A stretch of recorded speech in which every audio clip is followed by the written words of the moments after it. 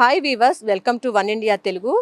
శ్రీకాకుళం జిల్లాలో డయేరియా కలకలం రేపుతుంది. ఈ డయేరియా బారిన పడి ఇప్పటికీ కూడా సురేష్ అనే వ్యక్తితో పాటు సదాశివుని శేఖర్ అనేటటువంటి మరో వ్యక్తి ఇద్దరు కూడా మృత్యువాత పడటం జరిగింది. ప్రధానంగా వాంతులు విరోచనాలతో అనేక మంది వివిధ కాలనీల్లో ఉన్నటువంటి ప్రజలు హాస్పిటల్లో అయితే చికిత్స పొందుతున్నారు. 70 మందికి పైగా కూడా ప్రభుత్వ హాస్పిటల్లో చేరి అక్కడైతే చికిత్స తీసుకుంటున్నట్టు మనకి సమాచారం అందుతుంది. ప్రధానంగా చూసుకున్నట్లయితే రీసెంట్గా అక్కడ పైపు లైన్ మిషన్లతో అయితే అక్కడ డ్రైనేజీలన్నిటినీ కూడా వాళ్ళు క్లీన్ చేయడం జరిగింది. క్లీన్ చేసినప్పుడు మిషన్లతో క్లీన్ చేసిన నేపథ్యంలో అక్కడ మంచినీటి సరఫరా చేసే మున్సిపల్ కార్పొరేషన్కి సంబంధించినటువంటి లైన్స్ కొంత డ్యామేజ్ అయ్యి ఈ మురుగునీరు వెళ్ళి ఆ కార్పొరేషన్ పైపుల్లో కలవటం వల్లనే ఇంతమంది అనారోగ్యానికి పాలయ్యారని అధికారులు అయితే భావిస్తున్నారు. ప్రధానంగా అక్కడ మంచినీళ్ళ ట్యాంకులతో ఇప్పుడైతే ప్రస్తుతం అయితే వాటర్ అంతా కూడా సరఫరా చేస్తున్నారు. 2 రోజుల నుంచి కూడా ఈ డయేరియా లక్షణాలతో హాస్పిటల్కి వస్తున్నటువంటి వారి సంఖ్య అయితే పెరుగుతూ వస్తుంది. మరి కొంతమంది పరిస్థితి కూడా విషమంగా ఉందని చెప్తున్నారు. అయితే మృతుల సంఖ్య పెరగకుండా ఉండేందుకైతే అధికార యంత్రాంగం అప్రమత్తమైంది.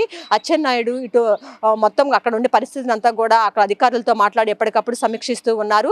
ఎవరైతే చనిపోయారో వారిద్దరికీ కూడా మృతులకు 10 లక్షల రూపాయలు ప్రభుత్వం తరపున ఎక్స్గ్రేషియా కూడా ఇవ్వటం జరిగింది. మొత్తంగా చూసుకున్నట్లయితే మురుగు నీరు అనేది ఇటు మంచినీటి ట్యాపుల్లో కలవటం, అక్కడ ఉన్నటువంటి దాంట్లో కలవటం నేపథ్యంలోనే ప్రధానంగా ఇంతమంది అనారోగ్యం పాలయ్యారని అయితే అధికారులు అయితే భావిస్తూ ఉన్నారు. సో ఈ నేపథ్యంలో వాళ్ళందరికీ కూడా హాస్పిటల్లో మెరుగైన వైద్యం అయితే అందిస్తున్నారు. అధికార యంత్రాంగం అంతా కూడా అప్రమత్తమైంది. ఎవరు కూడా కాచుకుని చల్లార్చకుండా నీళ్ళు అనేది తాగొద్దని కూడా సూచనలు ఇవ్వడం జరిగింది. ప్రతి ఒక్కళ్ళు కాచుకుని చల్లార్చుకున్న నీళ్లను మాత్రమే తాగాలని కూడా అక్కడైతే అధికారులు అయితే సూచనలు చేస్తున్నారు. ప్రధానంగా చూసుకున్నట్టయితే మృతుల సంఖ్య అయితే పెరగకుండా అధికార యంత్రాంగం అన్ని జాగ్రత్తల చర్యలు తీసుకుంటున్నారు. హాస్పిటల్లో ఉన్నటువంటి వాళ్ళందరికీ కూడా మెరుగైన వైద్యం అయితే అందిస్తున్నారు. ఇది కూడా ఉన్న పరిస్థితి. కెమెరా పర్సన్ వెంకట్తో Lakshmi, one India news Telugu, Vijayawada.